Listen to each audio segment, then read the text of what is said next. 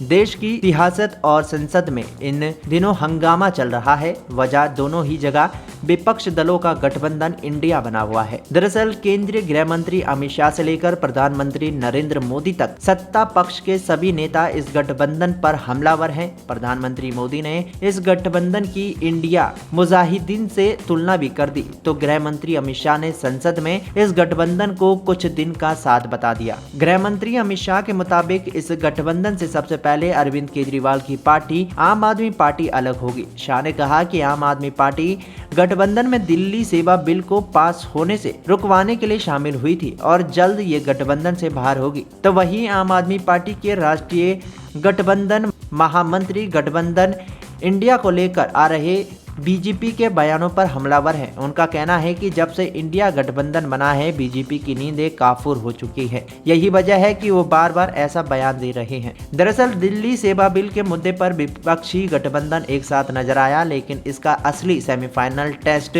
3 राज्य मध्य प्रदेश, छत्तीसगढ़ और राजस्थान के आगामी चुनाव में दिख जाएगा। दरअसल अब सबकी निगाहें इस पर टिकी हैं कि क्या विधानसभा चुनाव में भी गठबंधन का गणित नजर आएगा या फिर गठबंधन सिर्फ लोकसभा चुनाव में ही लागू होगा। हालांकि इस पर आप और कांग्रेस दोनों ही पार्टियां फिलहाल कुछ भी साफ कहने से बच रही हैं।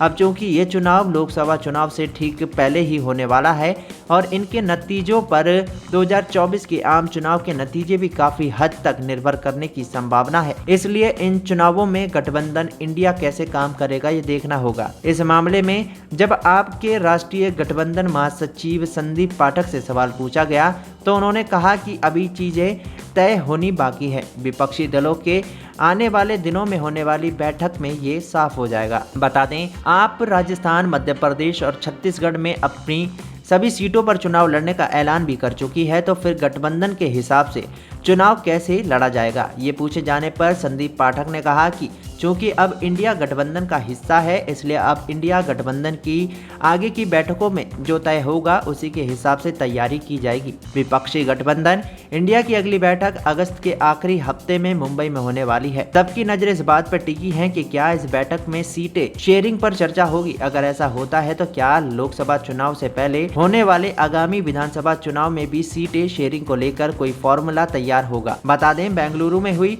इंडिया गठबंधन की बैठक में भी अरविंद केजरीवाल ने इस मुद्दे को प्रमुखता से उठाया था और कहा था कि सीटें शेयरिंग फॉर्मूले पर जल्द से जल्द बात होनी चाहिए, वरना मुश्किलें बढ़ सकती है। अब ऐसा माना जा रहा है कि मुंबई में होने वाली बैठक में सीटें शेयरिंग फॉर्मूले पर बहुत कुछ निकल सकता है। गठबंधन मजबूत रहेगा, कांग्रेस ये कह रही है, लेकिन राज्यों में चुनाव में क्या ये गठबंधन रह पाएगा या फिर मजबूत पार्टी के लिए दूसरी पार्टी सीट छोड़ेगी, इसे लेकर अभी कांग्रेस में स्पष्टता नहीं है।